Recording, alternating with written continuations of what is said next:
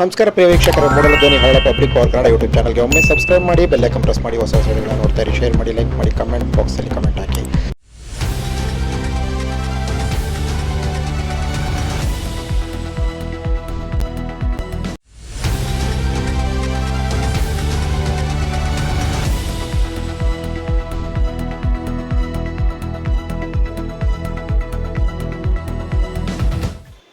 ಚಾಮರಾಜನಗರ ಜಿಲ್ಲೆ ಐತಿಹಾಸಿಕ ಪುರಾಣ ಪ್ರಸಿದ್ಧ ಕ್ಷೇತ್ರಗಳು ಅಂತ ಹೇಳ್ಬೋದು. ಮಲೆ ಮಹದೇಶ್ವರ ಬೆಟ್ಟ ಆಗ್ಬೋದು, ಬಿಳಿಗಿರಂಗ ಬೆಟ್ಟ ಆಗ್ಬೋದು, ಹಿಮ್ಮತ್ ಗೋಪಾಲ ಸ್ವಾಮಿ ಬೆಟ್ಟ ಆಗ್ಬೋದು, ಯಳಂದೂರು ದೇವಸ್ಥಾನಗಳಾಗ್ಬೋದು, ಭೂಹರ ಸ್ವಾಮಿ ದೇವಸ್ಥಾನಗಳಾಗ್ಬೋದು. ಮತ್ತು ಈಗ ಮತ್ತೊಂದು ವಿಶೇಷತೆ ಮಧ್ಯರಂಗ ಅಂದರೆ ಅತ್ಯಂತ ಪವಿತ್ರವಾದಂಥ ದೇವಸ್ಥಾನ. ಹಾಗೂ ಇಲ್ಲಿ ಈ ದೇವಸ್ಥಾನಕ್ಕೆ ಬರುವಂಥ ಭಕ್ತಾದಿಗಳ ಸಂಖ್ಯೆ ಪ್ರತಿನಿತ್ಯ ಹೆಚ್ಚಿರುತ್ತದೆ ಮತ್ತು ಶನಿವಾರ ಭಾನುವಾರ ಬಹಳ ವಿಶೇಷವಾಗಿರ್ತದೆ. ವಿಶೇಷವಾಗಿ ಮಧ್ಯರಂಗನಿಗೆ ಏನಪ್ಪ ಅಂತಂದರೆ ತಮಿಳುನಾಡಿಂದನೂ ಕೂಡ ಭಕ್ತಾದಿಗಳು ಬರಲೇಬೇಕಾಗುತ್ತೆ. ಈ ಕಡೆ ಕರ್ನಾಟಕ ಪ್ರದೇಶಗಳಿಂದ ಇರುವಂತಹ ಜನಗಳು ಬರ್ತಾರೆ. ಶ್ರೀರಂಗಪಟ್ಟಣದಂತಹ ರಂಗನಾಥ ಸ್ವಾಮಿ ದೇವಸ್ಥಾನ ಅಂದರೆ ಆದಿರಂಗ, ಇದು ಮಧ್ಯರಂಗ, ಮತ್ತು ಅಂತ್ಯರಂಗ ಶ್ರೀರಂಗ ತಮಿಳುನಾಡಲ್ಲಿರೋದು. ಹಾಗೆ ಎರಡು ದೇವಸ್ಥಾನಗಳು ಆದಿರಂಗ ಮತ್ತು ಮಧ್ಯರಂಗ ಕರ್ನಾಟಕದಲ್ಲೇ ಇದೆ. ಒಂದು 60-70 ಕಿಲೋಮೀಟರ್ 100 ಕಿಲೋಮೀಟರ್ ಒಳಗಡೆ ಇರುವಂತಹ ಜಾಗ. ಹಾಗಾಗಿ ಮಧ್ಯರಂಗ ದೇವಸ್ಥಾನ ಯಾಕೋ ಬಹಳ ದಿನದಿಂದ ನೆನೆಗುದ್ದಿ ಬಿದ್ದಿತ್ತು ಈ ದೇವಸ್ಥಾನಕ್ಕೆ ಹಿಂದೆ ಇರುವಂಥ ಅಧಿಕಾರಿಗಳು ಸಿ ಬಸವರಾಜವರು ಕೂಡ ತುಂಬ ಆಸಕ್ತಿ ವಹಿಸಿ ಮಾಡಿದರು. ಜನಪತಿಗಳವರು ಶಕ್ತಿ ಅನುಸಾರ ಮಾಡಿದರು. 99ರಲ್ಲಿ ಶಾಸಕರಾಗಿದ್ದಂತಹ JN ಸ್ವಾಮಿ 2009ರಲ್ಲಿ ಶಾಸಕರಾದಾಗಲೂ ಕೂಡ ಅವರು ಒಂಚೂರು ಆಸಕ್ತಿ ವಹಿಸಿದರು. ಕೊಳ್ಳೇಗಾಲ ವಿಧಾನಸಭಾ ಕ್ಷೇತ್ರ 99ರಲ್ಲಿ. ಆಮೇಲೆ ನಂತರ ಅದು ಇದಾಯಿತು, ಅವನೂರು ಕ್ಷೇತ್ರ ಆಯಿತು. ಆಮೇಲೆ ನಂತರ ನರೇಂದ್ರ ಅವರು ಶಾಸಕರಾದಮೇಲೆ, ಪರಿಮಳ ನಗರಪ್ಪ ಶಾಸಕರಾದಮೇಲೆ ಇಲ್ಲೇ ಎಲ್ಲ ಇದಕ್ಕೆ ಸ್ವಲ್ಪ ಅನುದಾನಗಳು ಸಣ್ಣ ಪುಟ್ಟ ಆಗ್ತದೆ ಅಷ್ಟೇ.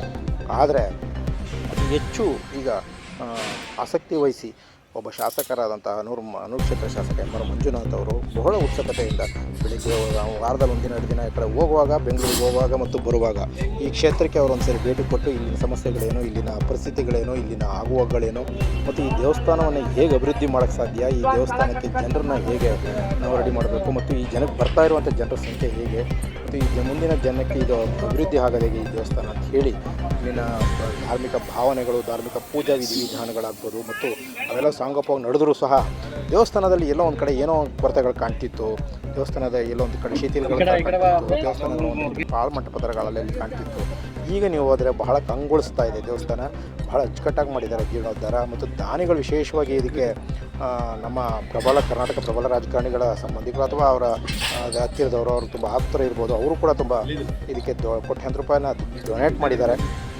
ಹಾಗಾಗಿ ಈಗ ಈ ದೇವಸ್ಥಾನ ಬಹಳ ಅದ್ಭುತವಾಗಿ ಆಗಿದೆ. ಮತ್ತು ಜನರಿಗೆ ಮತ್ತು ಪೂಜಾ ಕಾರ್ಯಗಳಿಗೆ ವಿಶೇಷವಾಗಿ ತುಂಬ ಚೆನ್ನಾಗಿ ಮಾಡಿದ್ದಾರೆ. ಮತ್ತು ಕಳೆದ 17ನೇ ತಾರೀಕಿಂದ ಮೇ 17ನೇ ತಾರೀಕಿಂದನೂ ಕೂಡ ಅದು ವಿಶೇಷವಾಗಿ ಅಲ್ಲಿ ಎಲ್ಲ ಥರ ಸಿದ್ಧತೆಗಳು, ಪೂಜಾ ಕಾರ್ಯಗಳು ಮತ್ತು ಎಲ್ಲವೂ ಕೂಡ ಸಾಂಗೋಪಸಾಂಗ ಚೆನ್ನಾಗಿ ನಡೀತಾ ಇದೆ. ಇಲ್ಲಿನ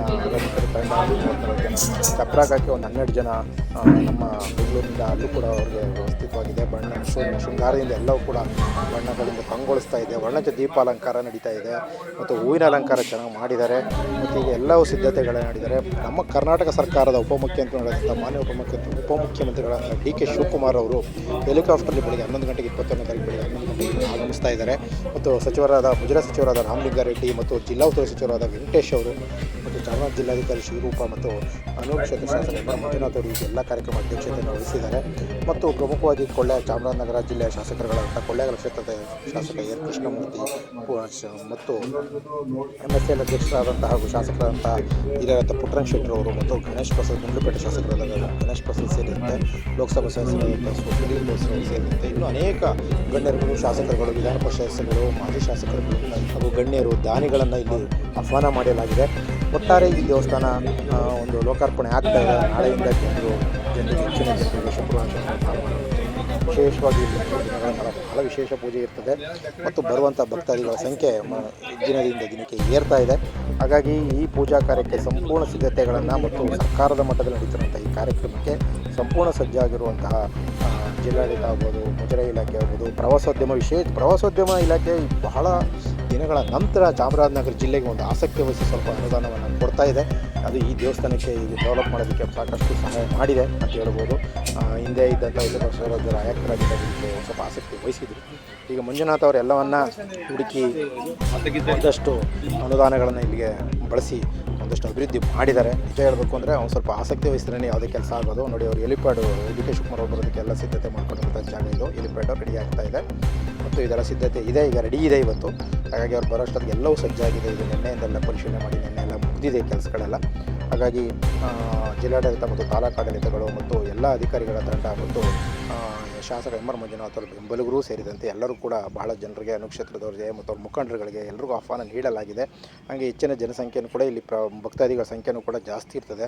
ಸ್ಥಳೀಯವಾಗೂ ಕೂಡ ಈ ದೇವಸ್ಥಾನದ ಕಣ್ತುಂಬಿಸಿಕೊಳ್ಳಲು ಪೂಜಾ ಕಾರ್ಯಗಳು ಮತ್ತು ಡಿ ಕೆ ಶಿವಕುಮಾರ್ ಅವರು ಬರ್ತಾ ಇರೋದ್ರಿಂದ ಎಲ್ಲವೂ ಕೂಡ ಸಿದ್ಧತೆ ಇದೆ. ಭರ್ಜರಿ ಸಿದ್ಧತೆಯನ್ನು ಮಾಡಿಕೊಳ್ಳಲಾಗಿದೆ. ಭರ್ಜರಿ ಪ್ರಸಾದ ಆಗ್ಬೋದು, ಭರ್ಜರಿ ಪೂಜಾ ಕಾರ್ಯಗಳಾಗ್ಬೋದು, ಭರ್ಜರಿ ಸ್ವಾಗತ ಆಗ್ಬೋದು, ಭರ್ಜರಿ ಸಿದ್ಧತೆಗಳಾಗ್ಬೋದು, ಎಲ್ಲವೂ ಕೂಡ ಭರ್ಜರಿಯಾಗಿ ನಡೀತಾ ಇದೆ. ಹಾಗಾಗಿ ಎಲ್ಲವೂ ಅದ್ದೂರಿಯಾಗಿರೋದ್ರಿಂದ ಇದು ಅದ್ದೂರಿಯಾಗಿ ನಡೀತದೆ ಕಾರ್ಯಕ್ರಮ. ಹಾಗಾಗಿ ಗಣ್ಯರ ಸಂಖ್ಯೆ ಜಾಸ್ತಿ ಇರ್ತದೆ. ಸ್ವಲ್ಪ ಇವತ್ತು ಒತ್ತಡ ಜನಸಂಖ್ಯೆ ಜಾಸ್ತಿ ಇರ್ತದೆ. ನಾಳೆಯಿಂದ ಜನರಿಗೆ ಹೊತ್ತಿನ ಮಧ್ಯಾಹ್ನ 3 ಗಂಟೆ 4 ಗಂಟೆ ಮೇಲೇ ದೇವ್ರ ದರ್ಶನ ಮಾಡುವಂಥವ್ರಿಗೆ ಅನುಕೂಲ ಆಗುತ್ತೆ. ಮತ್ತು 48 ದಿನಗಳು ಕೂಡ ಪೂಜಾ ಕಾರ್ಯಗಳೆಲ್ಲ ನಡೀತಾ ಇರ್ತದೆ ಅಂತ ಹೇಳಿ